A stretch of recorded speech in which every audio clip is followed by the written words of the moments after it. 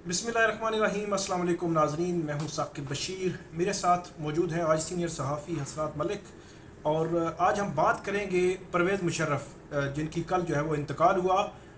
उनके हवाले से उनके वकील जो है वो क्या कहते हैं कि परवेज़ मुशर्रफ जो है उनकी आखिरी ख्वाहिश क्या थी, उनकी फ़ैमिली क्या चाह रही थी और वो क्यों पूरी ना हो सकी। इसी के साथ हम बात करेंगे क्योंकि जो हसरत मलिक हैं उन्होंने इस केस को बड़ा इन डेप्थ देखा है और ख़ास तौर पर सुप्रीम कोर्ट में, या सुप्रीम कोर्ट जो उसको देख रही थी, जो खुसूसी अदालत है मुशर्रफ का जो ट्रायल हो रहा था, वो ट्रायल कैसे आगे बढ़ा, किसने क्या किरदार अदा किया, इस तमाम पहलुओं पे हम बात करेंगे। बहुत शुक्रिया आज़ाद मलिक साहब। सबसे पहले तो आप ये बताएं कि जो ट्रायल पे हम बात कर लेते हैं कि परवेज़ मुशर्रफ पर आर्टिकल 6 लगा। पाकिस्तान की तारीख में एक गैर मामूली जो है वो केस बना एक मिलिट्री डिक्टेटर के खिलाफ, और वो आर्टिकल 6 जो है वो खुसूसी अदालत समाअत कर रही थी। फिर उसके बाद फैसला आया, फैसले के बाद भी अदालत उड़ा दी गई।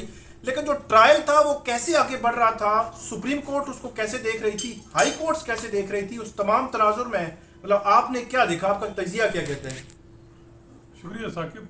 देखें, ये जो मुशर्रफ केस है ना, इसकी एक वजह जो आप कहें कि सिविल मिलिट्री में जो तनाव रहा नवाज शरीफ के दौर में, उसकी वजह एक बताई जाती है ये मुशर्रफ का केस। और मुशर्रफ के हवाले से जो ट्रायल था, जो स्टार्ट हुआ ट्रायल जो है इनिशिएट किया सुप्रीम कोर्ट ने 3 रुकनी बेंच के सामने। रावलपिंडी बार एसोसिएशन के सदर, उन्होंने पिटीशन दायर की और वो वकला थे जो इफ्तिखार चौधरी साहब के बहुत करीब थे। और इफ्तिखार चौधरी साहब का ये टाइम था फॉर्मर चीफ जस्टिस। उन्होंने बेंच एक बनाया, वो उन्होंने पिटीशन फाइल हुई कि जी इन पे आर्टिकल 6 का मुकदमा होना चाहिए। वो डायरेक्शन हुई इंटीरियर को कि जी आप इस पर मुकदमा बनाएं। फिर FIA की एक टीम बनाई गई। FIA की टीम ने जो है वो डेटा इकट्ठा किया। फिर उसके बाद मुझे याद है नवाज शरीफ ने पार्लियामेंट में जो अनाउंस किया कि हम इनिशिएट करने जा रहे हैं ट्रायल जो है वो आर्टिकल 6 का। उसके बाद ट्रिब्यूनल बना। ट्रिब्यूनल इफ्तिखार चौधरी साहब ने ही नाम इनिशिएट जो है उनको कहा गया कि उन्होंने नॉमिनेट किए थे। जो है पहली जब ट्रिब्यूनल बना तो फैसल अरब जो है वो हेड थे ट्रिब्यूनल स्पेशल कोर्ट के, और उनके साथ यावर अली थे, लाहौर हाई कोर्ट के जज थे, वो भी रिटायर हो गए। तारा सफदर बलुचिस्तान हाई कोर्ट की जो चीफ जस्टिस रही हैं वो भी रिटायर हो गई, वो भी थे। तो 3 जजेस थे। तो इनका जो है वो पहली हियरिंग मुझे याद है कि जब इमरान खान जो स्पेशल प्रोसिक्यूटर थे हुकूमत की तरफ से, वो अकरम शेख थे। और अकरम शेख, मुझे याद है जब कंप्लेंट फाइल हुई तो हम कंप्लेंट की कापी लेने उनके ऑफिस में गए थे। मेरे साथ नासिर इकबाल थे और 2 और सीनियर साथी थे। तो मुझे याद है कि अकरम शेख साहब ने ये कहा कि जी इट विल बी क्विक, और ये जो ट्रायल है और ये विद इन कुछ दिनों में ये कंक्लूड हो जाएगा, क्योंकि इसमें जो एविडेंस है, डॉक्यूमेंट्री एविडेंस हैं सारे, और ये कुछ दिनों में ही जो है मैं इसको कंक्लूड कर दूँगा। उन्होंने पूरा बताया था कि वो इतने कॉन्फिडेंट है।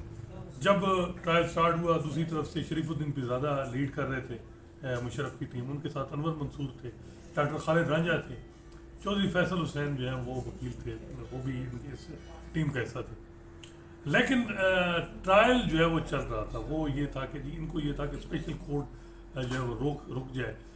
उसके अलावा 2-3 और भी, एजाज राना, राना एजाज एक वकील थे लाहौर के, वो भी थे। तो वो एक बड़ा माहौल बड़ा ऐसा था कि मुशर्रफ आ नहीं रहे थे। तो ये था कि जी मुशर्रफ को पेश किया जाए।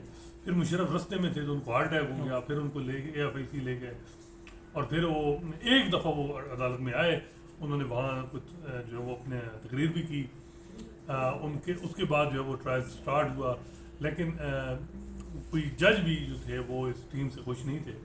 तो एट द 11th था टीम जो है वो चेंज हो गई मुशर्रफ साहब की, और डॉक्टर फ़रूक नसीम जो है वो आ गए। डॉक्टर फ़रूक नसीम कहते हैं कि पहले वो रिलक्टेंट थे कि वो मैं ट्राई, उन्होंने को पैसे बहुत ज़्यादा मांगे। फिर जो हमारे पावरफुल सर्कल थे उन्होंने अल्ताफ़ भाई को कहा, अल्ताफ़ भाई की कॉल आ गई तो उन्होंने कहा जी मैंने कब कहा, मैं तैयार हूँ। तो वो अल्ताफ़ भाई के कहने के एक कॉल पे जो है वो आ गए। फिर चौधरी फैसल हुसैन ने उनको PC होटल रावलपिंडी में एक ब्रीफिंग दी। वो जो सारी टीम थी वो हट गई थी, सिवाय चौधरी फैसल हुसैन के, वो उस वकील उसमें डॉक्टर फ़रूक नसीम के साथ रहे। तो डॉक्टर फ़रूक नसीम आ गए। फिर उसके बाद ये हुआ कि स्पेशल कोर्ट ने में एक दरख्वास्त दी गई कि जी ये कंप्लेंट है, इसमें महिला FIA और लोगों को शामिल किया जाए।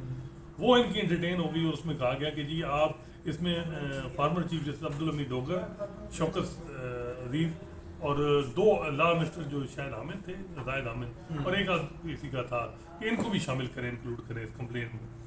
वो आर्डर जो है वो इस्लामाबाद हाई कोर्ट में चैलेंज रहा। इस्लामाबाद हाई कोर्ट ने भी कोई ऐसा आर्डर किया कि वो मामला चल नहीं सका, फिर वो सुप्रीम कोर्ट में आ गया। तो सुप्रीम कोर्ट में आया तो जो बेंच था उसकी सरबराही आसिफ सईद खोसा कर रहे थे। उन्होंने ये कहा कि जी ये तो कंप्लेनेंट का काम, यानी फेडरल गवर्नमेंट जो है वो जो कंप्लेन है वो जिसको चाहे 63 आर्टिकल 6 में नामजद करे, ये अदालत नहीं कह सकती कि फलां को भी नामजद करे फलां। उन्होंने वो सेट असाइड कर दिए हाई कोर्ट का भी और स्पेशल कोर्ट का भी जजमेंट, और कहा स्पेशल कोर्ट को कि आप इमीडिएटली ट्रायल स्टार्ट करें और कंक्लूड करें जितनी जल्दी हो सके। खैर वो उसके बाद ये हुआ कि मुशर्रफ साहब की बेल हो गई, कोई ECL पे नाम था, कोई सिंध हाई कोर्ट में ऑर्डर हो गया था, और उसके बाद सुप्रीम कोर्ट में ये अनवर रईस जमाली साहब का टाइम था। इसमें सलमान असलम भट्ट साहब थे वकील अटार्नी जनरल के, तो वो कहते थे कि ECL में नाम जो मुशर्रफ साहब का था, ये शुरू में जब पहली दफ़ा जब पिटीशन दायर हुई थी तो ECL पे नाम इंटरम ऑर्डर में कर दिया था सुप्रीम कोर्ट ने, मामला डिस्पोज ऑफ कर। अब वो मैटर ऑफ इंटरप्रिटेशन थी कि क्या सुप्रीम कोर्ट का जो ECL पे नाम है मुशर्रफ का वो है या नहीं सही। अब कोर्ट कहती थी फेडरल गवर्नमेंट को, नून लीग को, कि आप कर दें फिर दोबारा ECL में डाल दें। वो कहते थे कि आप ऑर्डर कर दें। इस तरह हुआ। वो सलमान असलम भट्ट साहब जो भी उनका था उन्होंने उस तरीके से आर्गू ये नहीं किया। खैर वो मुशर्रफ साहब ECL से निकल गए, वो पिटीशन रिजेक्ट हुई, और उसके बाद मुशर्रफ साहब उसी दिन रात को दुबई चले गए, और सलमान असलम भट्ट साहब की भी छुट्टी हो गई उसी दिन ही, अटार्नी जनरल से उनको हटा दिया गया।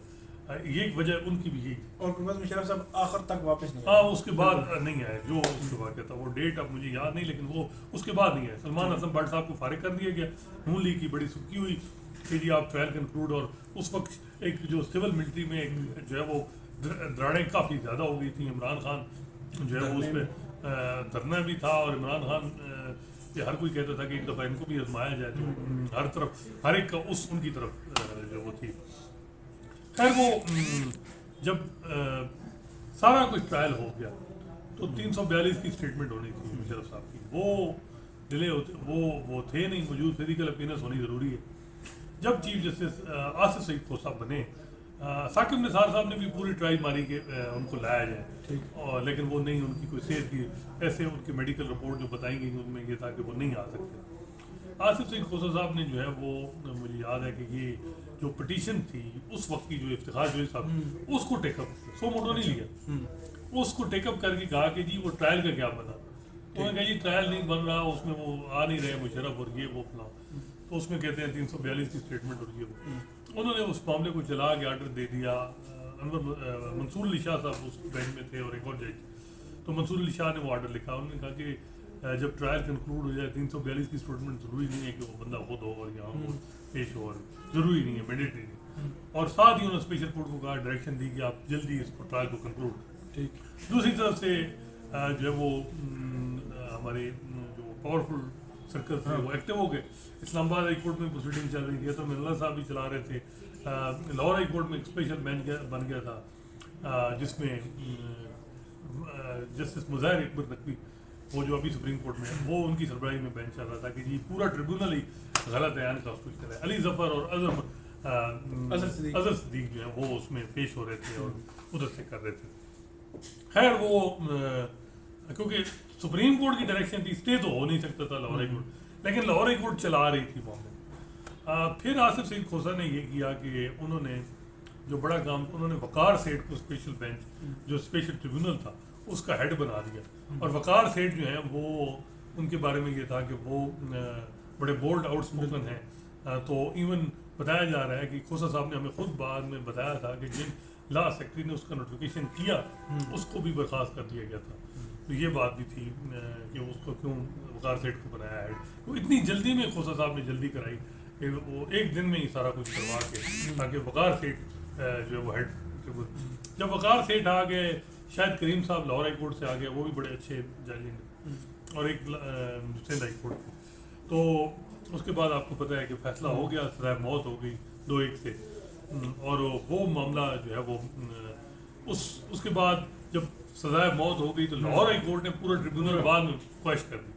अब उसके बाद मुशर्रफ के वकला और उन्होंने जो है वो उनकी जो और भी उनके जो हमदर्द थे लोग, उन्होंने कंसल्टेशन की कि क्या करें। अब लाहौर हाई कोर्ट के फैसले के बाद ये जो स्पेशल कोर्ट का आर्डर है चैलेंज करना चाहिए या नहीं, लेकिन उनको जो सीनियर कानूनदान थे जो उन्होंने ये कहा कि जी आप करें, स्पेशल कोर्ट का जो आर्डर है जिसमें सजा मौत हुई ये करें। इससे अंदाजा हो सकता है कि उनको भी लाहौर हाई कोर्ट का नहीं था, उनको पता था कि ये जो है असल वो स्पेशल कोर्ट। उन्होंने अपील फाइल की, सलमान सफदर वकील थे, अपील फाइल हुई, अपील और साथ ही लाहौर हाई कोर्ट का जो आर्डर था उसको पाकिस्तान बार कौंसिल ने चैलेंज किया, तो वो भी पिटीशन दायर हुई।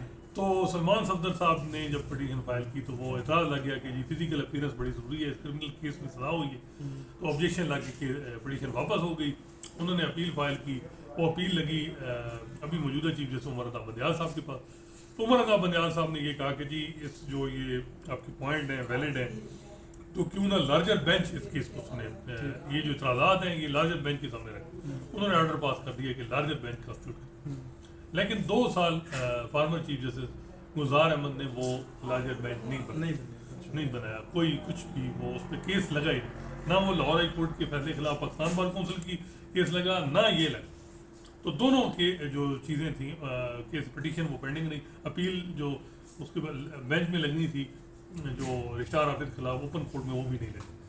तो मेरी सलमान सफदर साहब से बात हुई तो उन्होंने कहा कि जी तकरीबन जब तक वो होश आवास में थे मुशर्रफ साहब, तो उन्होंने मेरे से राब्ते में थे और उनका ये था कि जी मेरी अपील लगाई जाएगी, स्टिग्मा है मेरे पे सजा बहुत सीजन में, तो ये ख़त्म किया जाए। मतलब उनको भी ये था कि मैं इस दुनिया से जाऊं तो मुझ पर जो स्टिग्मा है कि मुल्क से गद्दारी और आइन से गद्दारी का जो स्टिग्मा मुझ पे लग चुका है ये ख़त्म हो। बिल्कुल। उसके बाद जब वो हो गए उसके बाद उनके बेटे और वाइफ ने भी रब्ता रखा उनके साथ सलमान सफदर, लेकिन मजे की बात है कोई अर्ली हियरिंग की दरख्वास्त नहीं, क्योंकि जो मुशर्रफ साहब के हमदर्द थे कहाँ भी कहीं भी हो, उनको ये था बता कि भाई इतना भी बहुत हो गया है कि वो बाहर चले गए लाहौर हाई कोर्ट में, अब ये सुप्रीम कोर्ट में लगेगा बड़ा मुश्किल हो जाएगा। वो अपील जिन्होंने एंगेज कराया सलमान सफदर साहब को या जो भी, वो अर्ली हियरिंग उन्होंने दरख्वास्त दी, वो अर्ली हियरिंग दरख्वास्त ना दी, लेकिन ये है कि वो कह रहे थे कि बार बार मुशर्रफ साहब मुझसे पूछते थे कि जी मेरा केस कब लगेगा, तो वो आखिरी टाइम तक यही कि मेरे पे स्टिग्मा है ख़त्म हो, वो नहीं हो सका। और मतलब ये है कि वो चाह रहे थे कि ये स्टिग्मा ख़त्म हो, लेकिन उसका रास्ता क्या होगा वो बज़ाहिर ऐसे लगता है कि कोई उनको नज़र नहीं आ रहा था कि कैसे जो है लगे, क्योंकि जिस तरह आप कह रहे हैं कि सुप्रीम कोर्ट को उन्होंने कोई ऐसी अर्ली हियरिंग नहीं दी कि इसको अर्ली सुना जाए, अर्ली जो है वो इसका फैसला किया जाए। बज़ाहिर मेरा ये ख्याल है, आपको क्या लगता है अगर अर्ली फ़र्ज करें लग भी जाता तो कोई फेवरेबल तो कोई बात नहीं, कोई नहीं, बड़ा मुश्किल था केस, बड़ा इस किस्म का ट्रीजन ओपन शट केस था, बड़े चीज़ें बड़ी सामने थी कि उन्होंने इमरजेंसी लगाई, अब इसमें कैसे हो सकती है। फिर बात यह है कि मेरा ख्याल है कि उसमें बहुत से वकला और हर कोई जो कहते थे गुलजार डक्टाइन की बात होती थी कि जी बड़े बड़े केसेस दबा दिए जाते, तनकीद तो होती थी ना कि जी क्यों नहीं लग रहा मुझे, लेकिन वो नहीं लगाया उन्होंने। तो ये जूही की तरफ से भी था कि बेहतर था कि ये फैसला, अब मेरा ख्याल है वो इंफ्रक्चर्स हो गया तो क्योंकि वो उनकी डेथ हो गई है, तो मेरा नहीं ख्याल कि अब ये केस चले भी तो मंतकी इंजाम तक ये कैसे, मेरा नहीं ख्याल पड़े। तो ये अदिया से भी हुआ कि वो कंफर्मेशन उनकी जो वो डेथ सेंटेंस की एक सिंबॉलिक ही थी वो नहीं हो सकी, क्योंकि हर कोई चाह रहा था, कोई ये नहीं चाह रहा था, वो चाहता है कि डेटर्स हो इस मुल्क में ताकि कोई भी जो इस किस्म की कोई गैर आइनी काम करे तो उसको पता हो अंजाम क्या है, इससे वो थोड़ा एक डेटर्स बने। तो वो मेरा ख्याल है थोड़ा बहुत तो आप कह सकते हैं कि वकार सेठ साहब और शाहिद करीम साहब की जजमेंट से हो गई डेटर्स, लेकिन सुप्रीम कोर्ट अगर कन्फर्म कर देती तो मजीद चीज़ें। बहुत शुक्रिया असनाद मलिक साहब।